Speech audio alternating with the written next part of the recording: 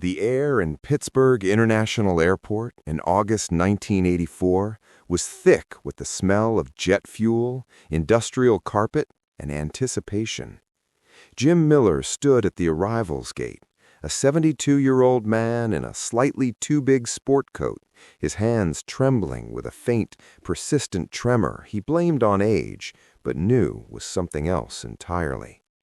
His wife, Clara, solid and steady beside him, squeezed his arm, a silent transmission of strength. Behind them, their three grown children, Michael, Anne, and the youngest, Sarah, formed a confused, curious cluster. They'd been summoned for this, commanded, really, to clear their schedules and meet a flight from Frankfurt. Their father, a man of few words and even fewer visible emotions, had insisted. The whole family, for a stranger. "Who is this guy again, Mom?" Sarah whispered, watching her father's rigid back. He hadn't taken his eyes off the door where passengers streamed out, businessmen with briefcases, families with screaming kids, tourists in bright shirts. "An old friend from the war," Clara murmured, her own eyes glistening. "Just be ready." Sarah frowned. Her father's war stories were rare, artifacts pulled from a deep vault on certain Veterans' Days, usually about the cold or the food or the absurdity of army life, never about people, never about friends. Then the stream of passengers thinned and a new figure emerged, an old man about her father's age, with a head of thick white hair. He walked with a careful, deliberate gait, a slight limp favoring his right side. He carried a single, worn leather suitcase. His eyes scanned the crowd, nervous, searching. They found Jim's, and the world stopped. For a long, breathless moment, neither man moved. 40 years, decades of marriages, children, careers, life, collapsed into a singularity of memory, held in that locked gaze across the bustling terminal. Sarah watched as her father's stern facade, the one he'd worn like armor her whole life, shattered. A profound, vulnerable relief washed over his face, followed by a pain so deep it looked like joy. Jim Miller took a step, then another, his limp mirroring the other man's. They met in the middle of the walkway, ignoring the flow of traffic around them. No handshake was offered. Instead, they embraced. It was not a polite, back-patting hug. It was a full, desperate, whole-bodied clutch. Two old men holding on to each other like survivors pulled from a wreck, heads buried in each other's shoulders, shoulders shaking. Clara started crying, a soft, happy sob she didn't bother to hide. Travelers slowed, stared, some smiling, some puzzled. Sarah felt a lump form in her own throat. She had seen her father cry only once before, when her brother Michael came home from Vietnam, whole but permanently changed. This was the second time. Finally, they pulled apart, hands still on each other's arms, as if to confirm the other was real. "Your English got good," Jim said, his voice rough. A grin broke across the other man's face, transforming it. "Your German is still terrible," he replied, the accent thick but the words clear. They laughed then, a sound that seemed to startle them both, deep, genuine, free of the weight that had just been in their embrace. It was the laugh of men who shared a secret joke that had saved their lives. Sarah watched, trying to reconcile this weeping, laughing man with the stoic father she knew. She did not understand the connection that could bridge an ocean and 40 decades. She did not know why this reunion mattered so profoundly. But their story did not begin here, in the fluorescent light of an airport.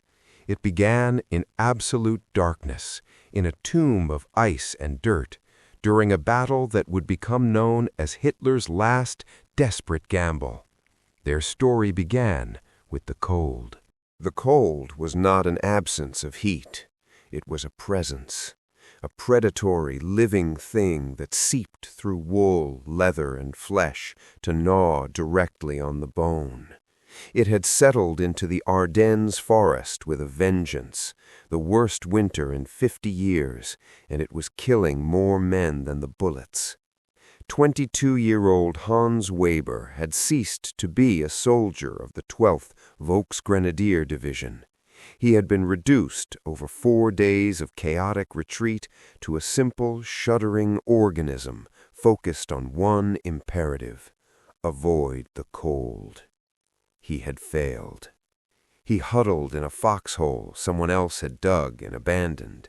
It was a shallow, frozen scrape in the earth, offering no comfort, only slight concealment. His summer-weight wool uniform was a mockery. His boots had holes worn through the soles. The propaganda leaflets stuffed inside did nothing. His hands, wrapped in filthy rags, were monstrous things, swollen, cracked, bleeding with chilblains. His rifle, a Mauser Karabiner 98K, was frozen to his fingers. He couldn't have let go if he'd tried. 4 days ago, he'd been part of the overwhelming push. The American lines had seemed to melt away before them. For a few giddy hours, he'd believed the officers. The tide had turned. The fatherland was striking back. Then the American artillery, the dreaded screaming Mimis, found their range. The world dissolved into noise, dirt, and red mist. His friend Dieter, who had shown him a photograph of his girlfriend in Bremen just that morning, was simply gone, erased by a shell. Now Hans was alone, truly alone. His unit had vanished in the disorderly retreat. He'd lived on frozen turnips scavenged from a shattered farmhouse. He was lost, behind enemy lines, and the cold was finishing the job the Americans had started. A deep, terrifying lethargy was setting in. The violent shivering had stopped an hour ago. He knew this was bad. This was the body's surrender. Hypothermia, a clinical part of his mind, supplied. Stage 3, apathy, terminal. He thought of his mother's last letter, folded in his breast pocket, its words seared into his mind. They are monsters, Hans. The bombers, they target our homes, our hospitals. If they capture you, you must escape or die trying. They will torture you for sport. They have no honor. Better to die here, cleanly, by the will of God and winter, than to be taken. He closed his eyes, welcoming the numbness. A sound. Not artillery, not wind. A scrape, a crunch of snow. His eyes flew open. A shadow, black against the blue-white snow, was crawling toward his hole. An American. He could make out the distinctive helmet silhouette. Fear, sharp and electric, shot through the narcotic of the cold. This is it. Execution. They do it up close. He tried to raise his rifle. His arms were blocks of wood, unresponsive. He tried to form a scream, a defiant last shout. His throat was frozen shut. The American reached the lip of the foxhole. Hans braced for the muzzle flash, the final impact. It didn't come. Instead, the soldier slid down into the hole beside him. Hans recoiled as much as his frozen body would allow, expecting a knife, a grenade. The American said nothing. He simply turned, wedged his body against Hans's, front to back, and wrapped a strong arm across Hans's chest, pulling him tightly against the warmth of his own body. The shock of that warmth was more profound than any violence. It was a physical assault on Hans's senses. It radiated through the layers of frozen wool, a brand against his ice-cold back. His body, traitorously, instinctively, arched into it. A voice, low and steady, spoke in clumsy, accented German directly into his ear. "Do not fight it. We both freeze or we both live." The words made no sense. They were a paradox, an impossibility. Every lesson, every drill, every line of his mother's letters screamed in his head. Trick, interrogation, soften the target. But the American, Jim, he'd said his name was, just held him. He adjusted his grip, pulling Hans's frozen, rag-bound hands from the rifle and tucking them inside his own field jacket against the furnace of his own chest. Hans felt the steady, strong beat of the man's heart against his knuckles. "I saw you this afternoon," Jim whispered, his breath forming a cloud that mingled with Hans's. "When we advanced, thought you were a corpse, but your hand, it twitched, just a little." He paused. "I left you. Had to.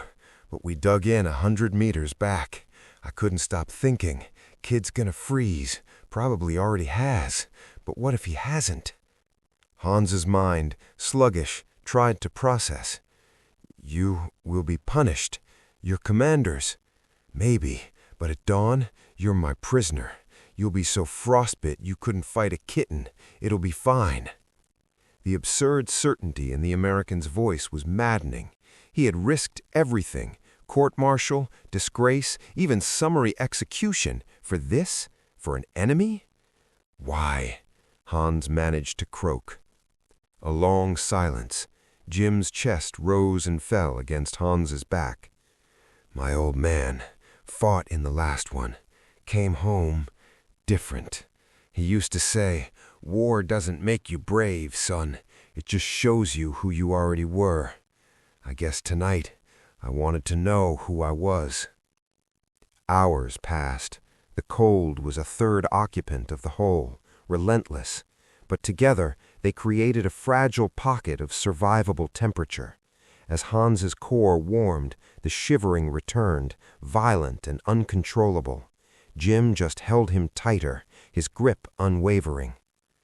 "Where you learn German?" Hans asked, desperate to anchor himself to sound, to sanity. "Neighbor, Mr. Schneider, Pennsylvania. He worked the mill with my dad." Jim's voice took on a faraway tone. "I have a wife, Clara, back home. She's expecting our first, due in spring." He shifted, and Hans felt him pull something from an inside pocket, an envelope pressed into Hans's still numb hand. "If something happens to me, would you get this to her? If you make it home and I don't." Hans stared at the small white rectangle in the gloom. It was an act of trust so monumental it broke another piece of his reality. This man was entrusting his most sacred possession, his last words to his unborn child, to the enemy he was saving. "You will survive," Hans whispered, parroting Jim's own earlier certainty. "Maybe, but promise me. Clara Miller, Pittsburgh, Pennsylvania. Promise." The word formed in Hans's mouth, in English, one of the few phrases he knew. "I promise." As the night deepened, they talked in fragments. Jim talked about the searing heat of the steel mill, a heat Hans could no longer even imagine. He talked about his father's nightmares 30 years after the Great War. Hans, haltingly, spoke of Stuttgart before the bombs, of wanting to be a teacher, of the poster in his barracks that showed Americans as dollar-eyed ghouls. "They told us you were savages," Hans confessed, the admission feeling like a treason, "that you would torture for fun." Jim was quiet for a long time. The wind whistled over the lip of their hole. "Do I feel like a savage to you right now, Hans?" And in that moment, Hans Weber's war ended. Not with a surrender, but with a realization. The ideology, the nationalism, the venomous propaganda, it was all a fiction.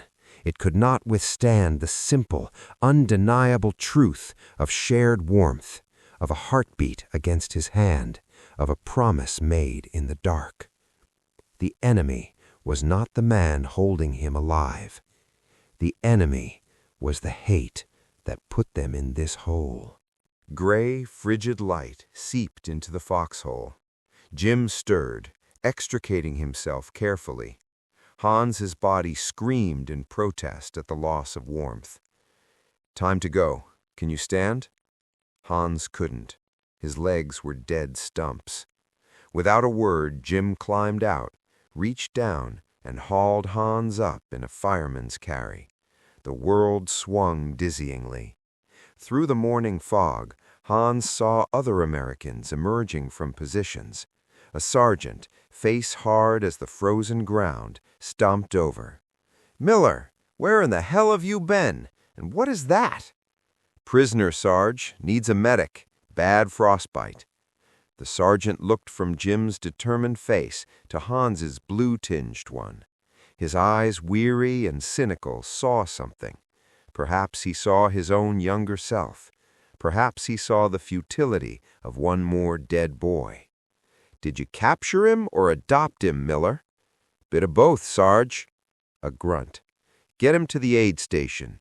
And Miller, next time you go for a midnight stroll in no man's land, tell somebody. Might save me the paperwork." "Yes, Sarge." The field hospital was another shock. Hans expected cages, chains, abuse. Instead, he was laid on a cot in a drafty tent alongside wounded Americans. A hurried medic cut his boots away, whistling at the blackened toes. "Might lose these," he said to Jim, not unkindly. A German-American translator explained the prognosis. The treatment was competent, professional, identical to the American next to him. Jim visited with real coffee. He helped Hans drink. "Your unit's gone, Hans. Pushed back miles. You're not missing. You're just forgotten." The Reich that demanded total sacrifice had written him off. The enemy he was taught to despise was saving his toes. Jim visited twice more before his unit moved out. On his final visit, he reaffirmed the promise about the letter. "Don't let them make you hate again, Hans. You're better than that now." Hans was transferred to a POW camp in Belgium. It was bleak, but it was not the hell of his mother's letter. The guards were weary, not cruel. He shared rations with a farmer from Wisconsin who missed his cows, and a cynical baker from Munich who said, "They are not what we were told. It was all lies." Hans carried Jim's letter in his pocket, now a sacred talisman. He didn't know if Jim had survived the war's final brutal months. The war ended. Germany lay in ruins. Hans returned to Stuttgart of rubble and ghosts. His mother was alive, living with an aunt in the country. When she asked, hungry for confirmation of her worldview, the Americans, were they monsters? Hans simply said, "They were soldiers, Mutter, like me." He found work as a translator for the American occupation authorities. It was controversial, seen as collaboration by some, but for Hans it was penance and purpose. He was bridging the very gap that had almost killed him. He married Greta, a gentle woman who had lost her brother on the Eastern Front. He told her about the foxhole, about Jim. They had 2 children. He taught them that the opposite of enemy is not friend, but understanding. For 8 years, the letter to Clara Miller lived in his desk drawer. International mail to private citizens in the former enemy nation was impossible.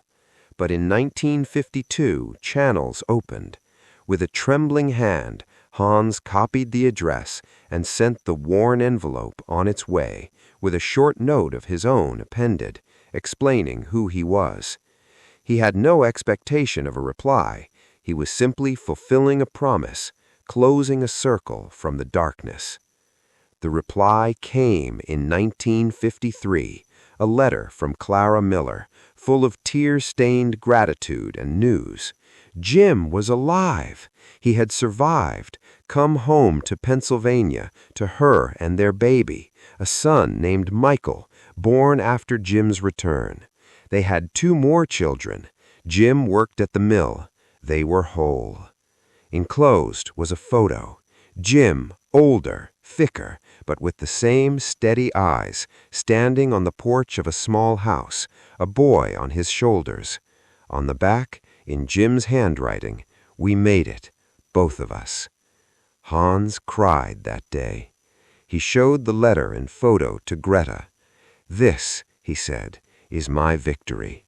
This is what I survived for." 3 days after the airport, the Miller family home was alive with a new, warm energy.